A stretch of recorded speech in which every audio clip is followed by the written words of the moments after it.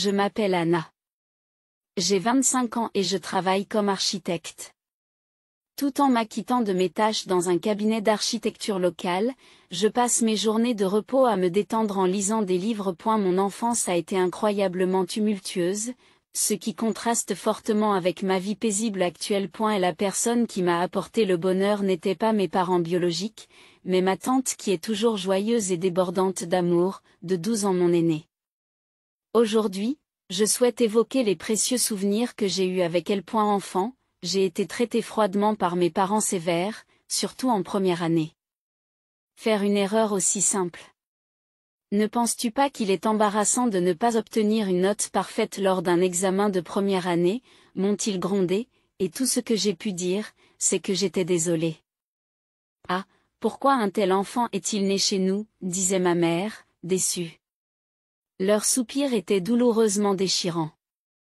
Ne répondant pas à leurs attentes, j'étais un mélange de frustration et de tristesse. Je suis né dans une famille de médecins, dans un quartier résidentiel chic d'une ville de province, d'un père médecin et d'une mère infirmière.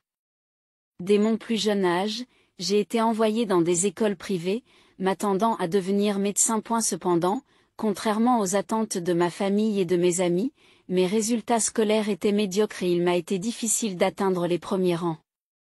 Dès mon entrée à l'école, je me suis sentie rejetée par mes parents et j'étais constamment irritée par eux. Malgré cela, j'étudiais seule pendant de longues heures à la maison et dans des écoles de bachotage après mon retour à la maison, m'efforçant de gagner l'approbation de mes parents. En revanche, ma sœur Doris, qui avait 1 an de moins que moi, était exceptionnellement douée sur le plan scolaire. Dès le jardin d'enfants, elle apprenait des matières plus avancées que les miennes. Cela signifiait que si nous passions les mêmes tests, elle aurait de meilleurs résultats. Naturellement, mes parents ont été captivés par Doris et lui ont consacré la majeure partie de leur temps et de leurs ressources, ce qui m'a obligée à quitter le bachot avant la 2e année. Le fait d'être abandonnée par mes parents a été un choc, et je me suis plongée dans l'étude solitaire pour tenter de m'améliorer. Malgré ces efforts, mes parents me considéraient non seulement comme une élève médiocre, mais aussi comme une personne morose et recluse. Cependant, le lien entre nous, les sœurs, était fort et Doris m'a toujours adorée. C'était certes rassurant, mais mon dégoût de me sentir inférieure à ma sœur n'a jamais disparu. Lorsque je suis passée en 2e année et que ma sœur Doris est entrée à l'école, le traitement injuste est devenu encore plus sévère. Pendant les vacances, pour élargir son éducation, mes parents emmenaient souvent Doris au théâtre et dans les musées du centre-ville. On m'a dit qu'offrir des perles à des cochons qui n'apprécient pas leur valeur était du gaspillage, et j'ai été forcée de rester seule à la maison jusqu'au dîner. Doris, toujours avec un air coupable, semblait vouloir dire quelque chose à nos parents, mais ne parlait jamais. J'y passais mon temps seule à la maison, pleurant continuellement aux voix joyeuses des autres familles que j'entendais à l'extérieur. Me sentant inintelligente, je croyais que ni mon père ni ma mère ne se souciaient de moi. Pensant que l'amour des parents était tout, je me blâmais continuellement. Un jour, mes parents ont décidé d'emmener Doris seule pour une excursion d'une nuit dans un musée éloigné, pensant probablement qu'ils ne pouvaient pas me laisser seule pendant 2 jours. Le matin de l'excursion, on m'a réveillée à la hâte et on m'a emmenée dans un vieil appartement de la ville voisine.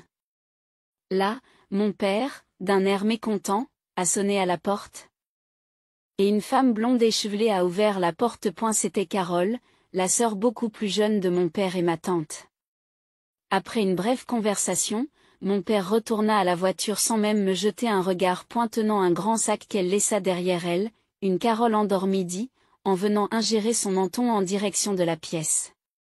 Je n'avais pas eu beaucoup d'interaction avec Carole, je ne lui avais parlé que quelques fois car nous n'étions pas très proches. Mon père m'avait toujours dit de ne pas m'approcher de Carole, elle vient de la classe inférieure et a à peine terminé le collège.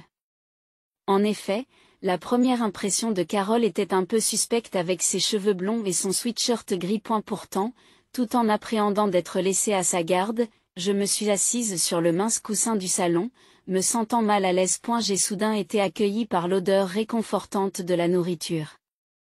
Carole est apparue, tenant un plateau avec de la chaudrée de palourdes et des scones.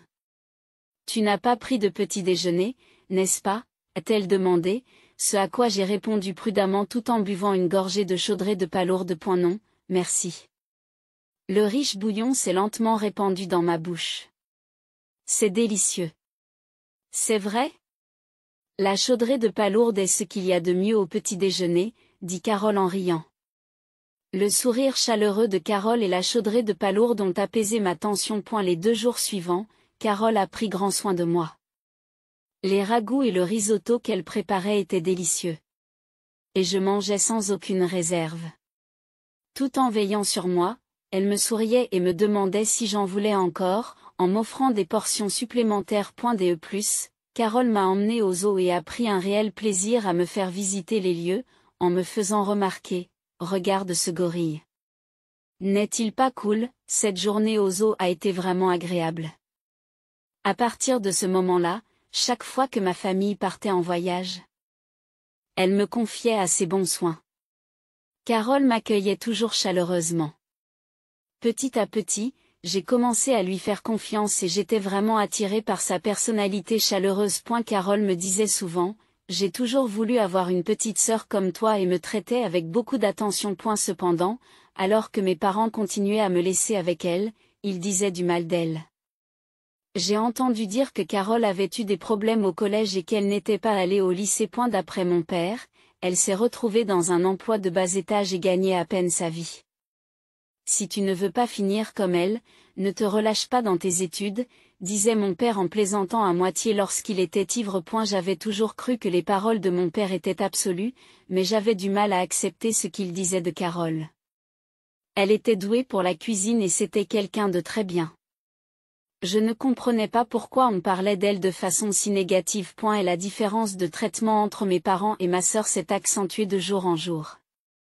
Lorsque j'étais en 3e année, on ne me donnait que le strict minimum en matière de vêtements et de nourriture, évitant de justesse un signalement au service de protection de l'enfance. Bien que mes parents soient connus comme des notables locaux, les étrangers n'auraient jamais imaginé qu'ils étaient capables d'un tel comportement. Lorsque je me concentrais sur mes études, on me disait: tu es une nuisance si tu ne quittes pas la pièce, alors sors, et on me chassait dehors. Que j'étudie ou non, la situation était dure. Je n'avais pas le droit de rentrer chez moi avant la tombée de la nuit, sans amis ou adultes dignes de confiance, je devais passer mon temps à apprendre dans les parcs ou les bibliothèques. Cependant, le week-end, Carole m'accueillait chaleureusement. Carole était la seule à se soucier de ma santé. Un jour, alors que je mangeais l'omelette moelleuse qu'elle avait préparée, Carole m'a soudain fait une proposition. Anna, aimerais-tu vivre avec moi? Me demanda-t-elle. Alors que je restais stupéfaite, elle me caressa doucement la tête de sa main froide. Et si tu trouves que la vie à la maison est difficile, pense à moi comme à un parent. Nous mangerons ensemble tous les jours, nous dormirons côte à côte et nous irons même aux eaux de temps en temps, a-t-elle dit. Une proposition aussi rêveuse pouvait-elle être réelle? Le simple fait de l'entendre semblait si réel. Mais tu ne voudrais peut-être pas d'un parent stupide comme moi, dit-elle en riant avec autodérision. Je me suis empressée de dire que ce n'était pas vrai. Sa proposition était incroyablement séduisante. Cependant, je me demandais si je pouvais vraiment souhaiter une telle chose. Carole n'était pas encore mariée. Et je craignais que le fait de vivre avec moi ne soit un fardeau pour eux. Elle est le point des E+, je me demandais si mes parents ne verraient pas cela comme une trahison. Carole, est-ce que je peux vraiment vivre avec toi? Demandai-je à voix basse. Carole a levé le pouce et m'a répondu en souriant. Ce n'est pas grave. D'accord, c'était un moment irremplaçable. Je souhaitais vivement devenir une famille avec Carole et j'ai pris ma décision. Plus tard, Carole en a parlé à mes parents. Mais leur opposition à ce que je vive chez elle était étonnamment forte.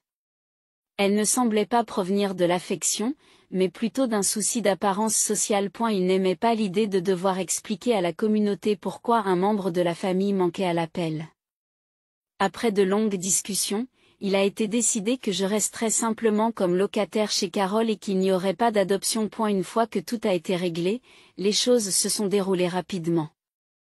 Avec mes affaires de première nécessité et mon sac d'école, j'ai déménagé chez Carole. Le dernier jour à la maison, mes parents m'ont dit froidement: ne néglige pas tes études. Et si tu deviens une nuisance et que tu nous déranges, nous t'enverrons tout de suite dans une institution. Seules mes sœurs ont semblé sincèrement attristées par mon départ. Mais même ma jeune sœur sentait que notre famille me négligeait point en me disant au revoir en pleurant. Elle m'a dit, « Grande sœur, je t'aime. » Bien que j'éprouve encore des sentiments pour ma famille, les larmes de ma sœur m'ont fait de la peine. Lorsque je me suis présentée devant Carole avec des sentiments mitigés, elle m'a accueillie avec un sourire radieux et s'est exclamée, « Yey, je suis si heureuse que tu sois venue habiter chez moi. » À ce moment-là, je me suis juré de fonder avec Carole une famille dont nous n'aurions pas à rougir. Commencer une nouvelle vie avec Carole n'a pas été sans difficulté. Le soutien de mes parents était minime et j'ai dû passer d'une école privée à une école publique. Lorsque j'avais du mal à faire mes devoirs, Carole s'asseyait avec moi et consultait les manuels, faisant de son mieux pour trouver les réponses ensemble. Même lorsque je n'obtenais pas une note parfaite aux examens, elle se réjouissait de mes 90%, disant que 90 points, c'est extraordinaire. Tu es vraiment quelqu'un, Anna. Avec le soutien de Carole, je suis progressivement devenue plus sociable. Je me suis fait des amis avec qui jouer après l'école, j'ai arrêté d'aller dans des écoles de bachotage et j'ai passé moins de temps à étudier. Étrangement, mes notes se sont améliorées même sans beaucoup d'efforts, et j'ai pu conserver les meilleures notes de ma classe. Les douleurs chroniques à l'estomac et la fatigue que je ressentais ont disparu, ce qui a constitué un changement important pour moi. Je pense qu'ils étaient dus au stress causé par la sévérité de mes parents pendant mon enfance. Lorsque j'ai atteint la 6e année, j'avais grandi émotionnellement. L'influence de mes parents commençait à s'estomper et je m'étais libérée de la vision étroite du monde qu'ils avaient créé. En grandissant, ma sœur a commencé à me rendre visite en cachette chez Carole. Elle avait toujours de bons résultats scolaires, ce qui rendait nos parents fiers, mais elle semblait avoir d'autres centres d'intérêt et m'exprimait souvent ses frustrations. Lorsque Carole cuisinait, ma sœur la regardait avec des yeux brillants et l'aidait toujours à ses côtés. 8 années se sont écoulées depuis que j'ai commencé à vivre avec Carole, et je me suis inscrite au département d'architecture d'une université nationale. J'ai choisi cette faculté pour une raison particulière. Comme j'ai reçu une bourse, je n'ai pas eu besoin de demander un soutien financier à mes parents, et je n'ai pas non plus fait peser de fardeau sur Carole. Le jour où j'ai été acceptée dans l'université de mon premier choix, Carole a pleuré de joie et préparé mon plat préféré, la Dresda aux fruits de mer autour d'un verre. Elle a émaillé sa conversation d'anecdotes sur ses propres origines, révélant qu'elle était le fruit de la liaison de sa mère. Si son père a d'abord élevé Carole comme son propre enfant, soucieux de l'image publique, il l'a finalement traitée sans affection. Malgré son désir précoce d'amour parental, Carole est entrée dans une phase de rébellion et s'est presque éloignée de ses parents, qui étaient en fait mes grands-parents paternels. Anna, tu as si bien tourné.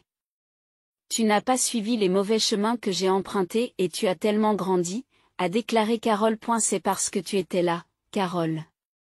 Sans toi, je ne sais pas où je serais, ai-je répondu. Elle a pensé de ce qui aurait pu se passer si Carole n'avait pas proposé de devenir ma famille. Ce jour-là m'a fait frissonner.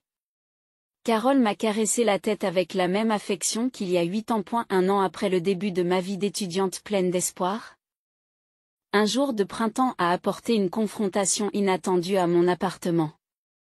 C'étaient mes parents, les yeux rouges de colère. Toi aussi, tu as trompé Doris ? Crièrent-ils. Qu'est-il arrivé à Doris ? Dans quelle école de médecine va-t-elle ? Je leur ai répondu, ce qui n'a fait qu'accentuer la rougeur de leur visage. Et ne plaisantez pas. Vous devez savoir pour Doris.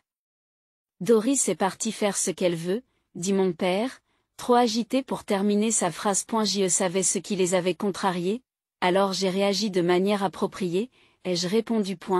Il semble que Doris se soit inscrite à l'école de cuisine. C'est toi qui l'as poussée à faire ça ? Vous lui avez donné de mauvaises idées. Je n'ai rien fait de tel en réalité. Doris a fait croire à nos parents qu'elle se préparait à l'école de médecine, mais elle aspirait secrètement à étudier la nutrition et a été acceptée dans ce programme.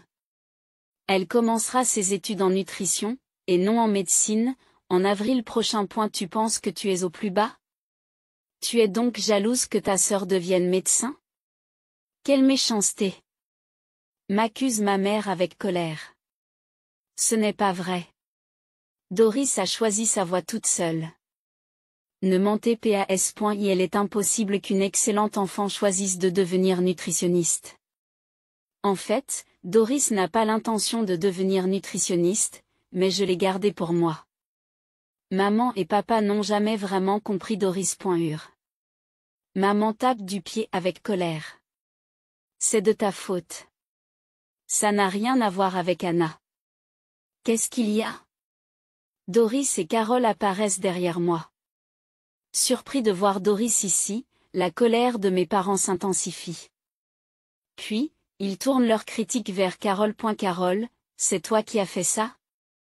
As-tu entraîné non seulement Anna mais aussi Doris sur la mauvaise voie? Je pense que cela ne te regarde pas. Comme pour protéger Carole de la tentative de mon père de l'attaquer. Doris s'avance. Doris s'avance. Ne blâmez pas Carole. C'est parce que j'ai montré de l'intérêt pour la cuisine qu'elle m'a offert sa cuisine. En effet, au fur et à mesure que Doris se rend chez Carole pour la voir, elle développe un intérêt pour la cuisine et devient progressivement passionnée en aidant à la cuisine. Elle se concentrait uniquement sur ses résultats scolaires. Mes parents ne semblent pas avoir remarqué qu'elle rentrait à la maison en sentant l'huile de sésame. Bien qu'elle ait envisagé de faire une école de cuisine, elle ne pouvait pas quitter la maison sans bourse d'études et a donc choisi la nutrition. Comme moi, Doris a reçu une bourse qui lui a permis de tenir tête à ses parents. Elle souhaite devenir chef cuisinier plus tard. Les lèvres de mon père tremblent de colère. Doris, j'accepte que tu prennes une année sabbatique, alors retire-toi immédiatement de l'université et va dans une école préparatoire. Je refuse catégoriquement. Je refuse catégoriquement. Doris s'oppose fermement à l'emportement unilatéral de mon père. Voyant cela, ma mère a essayé de raisonner Doris avec douceur. Doris, faire un métier comme la nutrition ou la cuisine, que tout le monde peut faire, n'est pas à la hauteur de tes talents. Tout le monde s'attend à ce que tu deviennes médecin. Dans ce cas, maman, tu sais cuisiner? Quoi? Si tout le monde peut le faire, sais-tu comment faire frire parfaitement des crevettes pop-corn ou préparer une sauce béchamel? Eh bien, c'est. Il était clair que ma mère n'était pas douée pour la cuisine. Elle avait toujours compté sur les charcuteries et les repas livrés pour s'en sortir. Doris et moi avons donc été complètement enchantés par la cuisine familiale de Carole. Alors que ma mère ne savait plus où donner de la tête, Doris a ri froidement.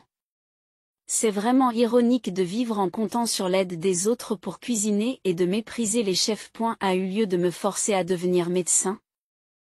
Il vaudrait mieux laisser ma place à quelqu'un qui souhaite vraiment le devenir. Cela contribuerait davantage à aider les autres. Ce n'est qu'une excuse. Maman, papa, vous ne savez pas? En fait, ma sœur est bien plus douée que moi. Qu'est-ce que c'est que ça? Mes parents sont restés bouche bée. Ce n'est pas possible. Savez-vous au moins dans quelle université ma sœur étudie? Mes parents se sont regardés l'un l'autre. Comme je le pensais, vous ne le savez pas. Vous ne savez pas non plus à quel point le département d'architecture de l'université qu'elle fréquente est excellent. Elle a été acceptée dans le programme d'architecture d'une université nationale parce qu'elle est excellente sur le plan académique. Même s'il est exagéré de dire que Doris est plus douée que moi, c'est un fait que je suis devenue une excellente étudiante grâce au soutien de Carole. C'est vrai, maman et papa. Vous ne pouvez pas savoir à quel point j'ai réussi à l'école parce que vous n'avez jamais assisté à aucune de mes réunions parents-professeurs. Sur ce, mes parents ont perdu leur élan et se sont tus. Je les ai regardés d'un œil froid. Ce n'est pas toi qui as réussi à élever Anna, mais Carole. Doris a ri comme si elle avait abandonné. Ce n'est pas possible. C'est impossible. Et ne vous inquiétez pas. Je me suis occupée moi-même de mes études et je suis prête à vivre seule. J'ai déjà déménagé mes affaires. Tu n'as pas remarqué, n'est-ce pas? Tu n'as pas remarqué, n'est-ce pas? Qu'est-ce qu'il y a? Les visages de mes parents, furieux il y a quelques instants, se sont vidés de leur couleur. Carole regardait la scène, l'air complètement lassée. Vous n'avez jamais été intéressé que par les notes. C'est dommage que vos merveilleux enfants n'aient pas été compris pour ce qu'ils sont. Eux, Se sentant humiliés, mes parents ont gémi d'inconfort. Être pris en pitié par Carole, qu'ils avaient autrefois méprisée, devait être l'humiliation suprême. Mais c'était la réalité. Mes parents ne trouvèrent pas de mots pour répliquer. Ce jour-là, Doris a fini par quitter la maison avec l'aide d'un ami, pour s'installer dans un autre état, à plus de 5 heures de route. Je ne m'attendais pas à ce que cet incident améliore le comportement de mes parents ou les fasse reculer face à Doris et moi. Lorsque j'ai entamé ma 2e année d'université, mes parents m'ont soudainement appelé. Je n'arrivais pas à me débarrasser d'un sentiment inquiétant, quoi qu'ils disent. Je refusais catégoriquement de rentrer à la maison. Nous nous sommes retrouvés dans un restaurant qu'ils fréquentaient, mais lorsque Carole m'a accompagnée, mes parents ont clairement manifesté leur mécontentement. Dès que nous nous sommes assis, ils ont étalé sur la table de nombreux dépliants, tous provenant d'universités dotées de facultés de médecine. Qu'est-ce que c'est que ça? Nous vous donnons la possibilité de retenter votre chance à l'école de médecine. N'est-ce pas une bonne affaire? Nous vous offrons une chance de vous racheter. De montrer que tu peux surpasser ta sœur à cause de laquelle tu as été méprisé. Quelle tournure inattendue des événements. C'est idiot. Ils ne comprennent vraiment pas. Mais j'ai décidé de jouer le jeu, juste pour m'amuser. C'est vrai? Je suis si heureuse. Peut-être que je peux entrer ici en pensant que vous vous souciez tant de moi. Je devrais vraiment être reconnaissante. Mon père acquiesce, l'air satisfait. Le visage de ma mère s'éclaira également. Comme si cela pouvait être vrai. Je n'ai pas pu retenir mon rire et j'ai éclaté de rire. Ah! Ah ah ah! Qu'est-ce qui ne va pas? Je ris de voir papa si heureux. Prendre une telle proposition au sérieux? Impossible? Après tout, j'ai ma propre vie. À un moment où mes parents ont compris que je plaisantais. Leurs visages ont rapidement viré au rouge. Ils sont aussi prompts à la colère qu'ils sont loin d'avoir le calibre intellectuel d'un médecin. Doris ne m'a jamais regardé de haut. C'est vous qui nous avez toujours méprisés. C'est bien. De toute façon, je n'ai pas l'intention de tenter à nouveau l'école de médecine. J'ai répondu avec fermeté et une veine a palpité sur le front de mon père. Pourquoi Doris et toi ne comprenez-vous pas la noblesse du métier de médecin? Est-ce aussi la faute de Carole? Une fois de plus, mon père a dirigé ses reproches vers Carole. Il est complètement à côté de la plaque. Carole s'est contentée d'un sourire en coin. Mon frère, tu es si têtu. Qu'est-ce que tu as dit? Anna et Doris ne renient pas le travail des médecins, elles ont juste des passions ailleurs. Ce sont des professions comme l'architecture, la nutrition et la cuisine, que tout le monde peut soi-disant exercer. Même si ce sont des métiers que tout le monde peut faire, c'est très bien. Qu'est-ce qu'il y a? Surpris par cette voix soudaine, mon père se retourne pour voir 2 hommes musclés et en bonne santé qui se tiennent là. Qui êtes-vous? C'est le moment ou jamais. Vous venez d'insulter un architecte et son fils. Ils ont l'air surpris. À ce moment-là, Carole se lève et rapproche doucement de son bras le jeune homme qui se trouve à côté d'elle. C'est mon mari. C'est un honneur de vous rencontrer, beau-frère. Je suis Alexander Davis. Carole m'a beaucoup parlé de vous. Oui, en effet. Le mari de Carole sourit, montrant ses dents blanches. En fait, Carole a commencé à sortir avec Monsieur Davis il y a 5 ans, et ils se sont officiellement mariés quand j'ai eu 20 ans. Malgré mes assurances, ils étaient assez têtus et affectueux pour attendre que je sois adulte pour se marier. C'est ainsi que je me suis rapprochée de la belle famille de Carole et que j'ai commencé à m'intéresser à l'architecture. Lorsque Carole a soudainement annoncé son mariage et que son mari a pris la parole. Mes parents ont été pris au dépourvu et n'ont pas su quoi dire. Ensuite, le beau-père de Carole s'est avancé avec un sourire et a commencé à parler. Enchanté, Dr Barnes. Je m'appelle Davis et je dirige une entreprise d'architecture dans la région. Je crois savoir qu'Anna a entendu parler de mon travail par Carole et qu'elle s'y intéresse. Vous êtes vraiment une personne merveilleuse et perspicace. Oui. J'ai l'intention de prendre bientôt ma retraite et j'aimerais qu'Anna rejoigne notre entreprise en tant qu'architecte et qu'elle apprenne les ficelles du métier pour pouvoir continuer à travailler à l'avenir. Comment osez-vous décider d'une telle chose tout seul?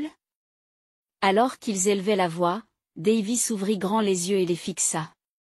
Même si vous l'appelez présomptueux, le fait que vous n'ayez montré aucun intérêt pour Anna jusqu'à présent est indéniable. Essayer de manipuler Anna après que sa sœur ait quitté la maison est tout à fait répréhensible, ne pensez-vous pas, c'est impoli.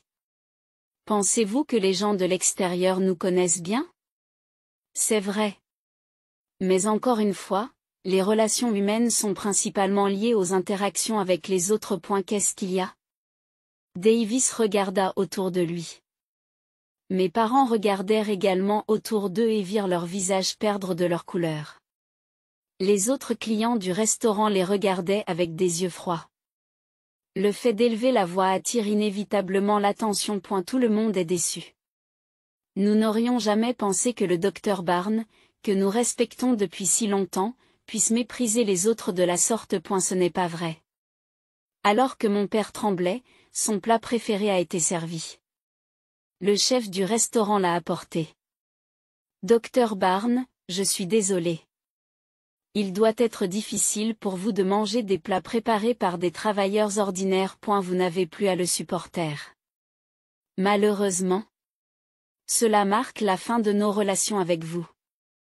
Je communiquerai la même chose aux autres restaurants. Attendez, ce n'est pas ce que je voulais dire. Nous pensons qu'il n'est pas approprié que des personnes qui peuvent être remplacées utilisent votre clinique, nous ne nous y rendrons donc plus. J'en informerai également mes connaissances. Qu'est-ce qu'il y a? Quoi? Dans le restaurant, tous les regards sont tournés vers mes parents. Incapables de résister à la pression, ils ont quitté le restaurant en toute hâte, laissant derrière eux leur nourriture et leurs brochures. Depuis cet incident, mes parents n'ont plus fait pression sur moi pour que je poursuive des études de médecine. Au bout d'un certain temps, ils m'ont approché en me suppliant de dissiper les malentendus. Il semble que l'incident survenu au restaurant ait entraîné une baisse significative du nombre de patients. L'hôpital a été créé il y a longtemps et comptait de nombreux patients âgés réguliers qui se confondaient avec la clientèle d'un restaurant tout aussi ancien. Grâce au bouche à oreille entre les personnes âgées du quartier, la réputation de l'hôpital s'est répandue, les médecins y sont les pires et ne tiennent pas compte de leurs patients. Les médecins de ce nouvel hôpital étaient non seulement compétents, mais aussi aimables, et aucun patient n'est revenu à l'hôpital que dirige mon père. En peu de temps, la gestion s'est détériorée, le stress a augmenté et mon père s'est emporté contre le personnel, ce qui a conduit les infirmières et les employés administratifs à démissionner les uns après les autres. Cela a alimenté les rumeurs selon lesquelles l'hôpital avait un problème d'éthique avec ses médecins, ce qui a entraîné une diminution constante du personnel et des patients. Le fonctionnement de l'hôpital était devenu un fardeau financier. Mes parents pensaient que si je parvenais à dissiper les malentendus, tout le monde reviendrait, mais une fois qu'une mauvaise réputation s'est répandue, elle ne s'efface pas facilement. En fait, la majeure partie de la réputation était basée sur la vérité, il n'était donc pas nécessaire de la corriger. Cependant, certaines histoires exagérées existaient également. Par exemple, on raconte que mon père s'est levé dans un restaurant pour crier à l'incompétence du chef et lui demander de s'excuser. Bien que ce ne soit pas vrai, j'ai étrangement un souvenir comme si j'avais été témoin d'une telle scène. Finalement, l'hôpital familial a dû fermer ses portes, et des voix se sont élevées pour blâmer la famille. Incapables de supporter l'humiliation, mes parents ont vendu notre fière maison familiale et ont commencé à vivre reclus à la campagne. 5 années se sont écoulées et j'ai réussi à construire ma carrière d'architecte, en travaillant pour le cabinet d'architecture dirigé par Carole et les lois. Bien qu'il me reste encore du chemin à parcourir par rapport aux meilleurs designers, je travaille assidûment chaque jour pour réaliser mon rêve. Ce rêve, c'est de concevoir le restaurant tenu par Doris et Carole. De plus, Doris et moi espérons ouvrir cet endroit une fois par semaine aux enfants du quartier. Tout comme Carole nous a sauvés, nous voulons rendre l'appareil aux enfants. C'est un souhait profond et un vœu de toute une vie pour nous, les sœurs. Soutenues par Carole et les collègues qui partagent ce rêve, je mène chaque jour une vie épanouie.